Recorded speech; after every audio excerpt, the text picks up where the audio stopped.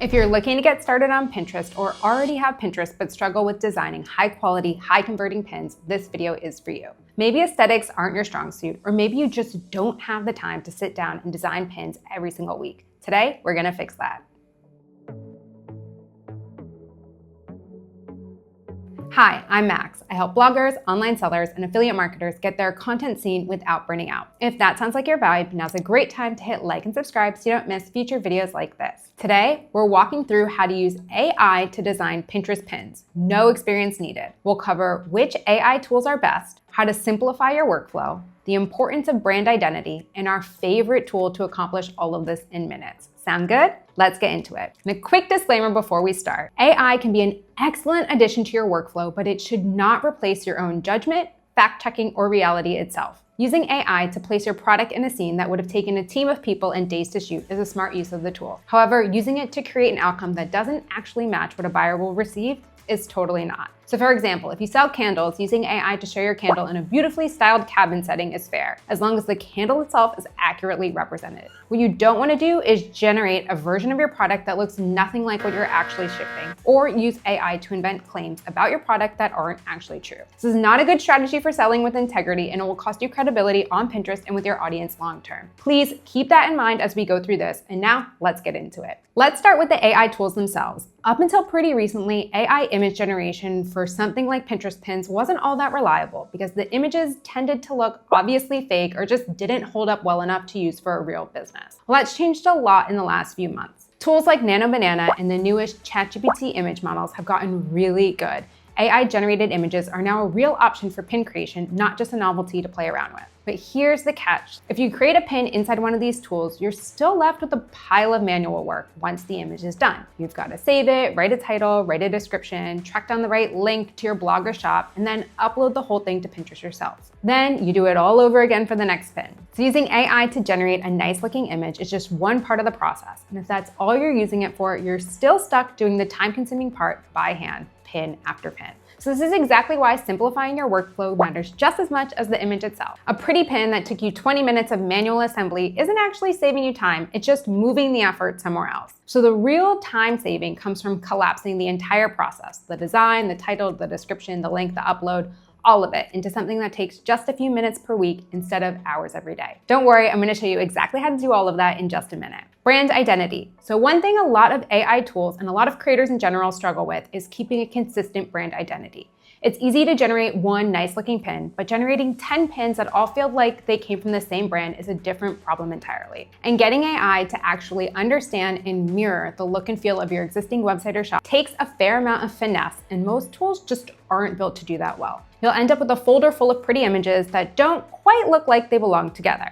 So this is one of the newest things Pin Generator has added, and it finally plugs that gap. So instead of generating pins that feel random or generic, it works out your brand identity first, either by scanning your website or shop directly, or working from a description that you give it if you don't have a website yet. So it's essentially doing the work a brand designer would normally do for you, just automatically and in the background. So let me walk you through this. You'll head on over to pingenerator.com. Here you'll notice the new AI designed pins featured on the right-hand side. This is included in all the pin creation, so there's nothing special you need to do to access it. Let's click Start Pinning Now. From here, you'll be prompted to name your automation. This is just for your own personal reference, so name it whatever makes sense for you. Then you'll choose how many pins you want to pin per day. The default is 3, though for this example, I'm gonna bring it down to 1 just to get a feel for the tool. You'll also choose whether you want to review weekly or monthly. If you're just starting out, I'd stick with weekly until you get a sense of your brand and then switch over to monthly once you're comfortable. Either way, you'll always have the option to review your pins before they go live. On the next page, it'll ask you if you want to connect a website or shop, or if you don't have one, you can select that and describe your brand instead. We'll go through both options starting with I've got a website first. So once you click on that, you'll be asked to add your website name, and Pin Generator will scan your site and pull from your sitemap. From there, you can choose all of your blogs, but for today, let's just pick the 2 most recent articles to make pins about. Next, you'll choose from the fully AI option or the legacy template option. Today, we're gonna continue with the fully AI option. This is where the AI branding tool kicks in. It scans your site and analyzes your brand, and then comes back with a brand description, a color palette, the overall style, and mood too. You'll see a set of style keywords and words describing the mood and aesthetic, and words describing the font feel. All of this is customizable, and if there's anything you want to change, feel free to do so. You'll also choose whether you want text on your pins, no text, or a balanced mix, with balance set as the default. default. So once the brand analysis is done, a sample pin gets generated. I'm going to switch over the default mode to text and image and hit generate another just so you can see what a text-based version looks like. You can generate as many pin variations as you want here, and it's completely free to keep exploring the different looks before you commit to anything. Once you're happy with the direction, you'd normally click next. But for today, let's back up and walk through what this looks like without a website. If you select that you don't have a website, you'll hit next, and instead you'll have the opportunity to describe your pins directly. Here you can type in details about your account, something like, I have a vegan cooking blog, and then go on to describe the vibe, whether your colors are bold or minimalistic, airy, coastal, whatever actually fits your brand. You can also add any outbound links here if you already know the specific blog post that you want to make pins for. Once you hit next, you'll choose full AI images again, and this time you'll hit reanalyze your brand. This is going to build your brand identity from scratch based on what you described, the same way it did for the website just a moment ago. Whichever path you take, once you're happy with the direction, select next and connect your Pinterest profile, boards. You'll have a final review where you can see how many credits the batch will use before generating your first set of pins.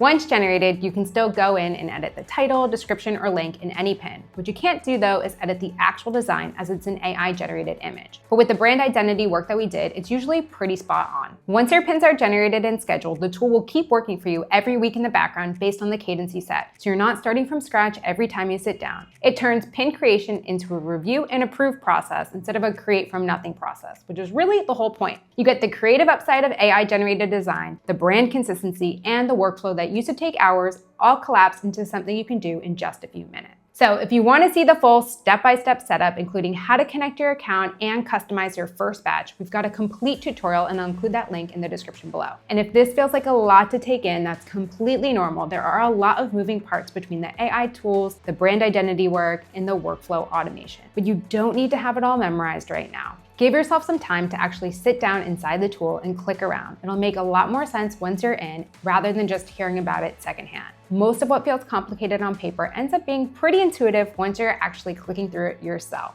And if you've got any questions, feel free to leave them in the comments below. Next week, we're getting into how to optimize your pins specifically for sales. So if you're already making pins and you want to know what actually makes them convert, that one's for you. And if you want a little extra support along the way, we've got 2 free resources for you. A 5-email Pinterest mini course that will help you drive traffic and sales, and a free 3-month Pinterest growth plan that walks through everything we covered today in a lot more detail. I'm going to include both of those links in the description below. And if this video helped, now's a great time to hit like and subscribe so you don't miss future videos like this. I'm Max. I share weekly Pinterest marketing videos to help you get your content seen without burning out. I'll see you next week.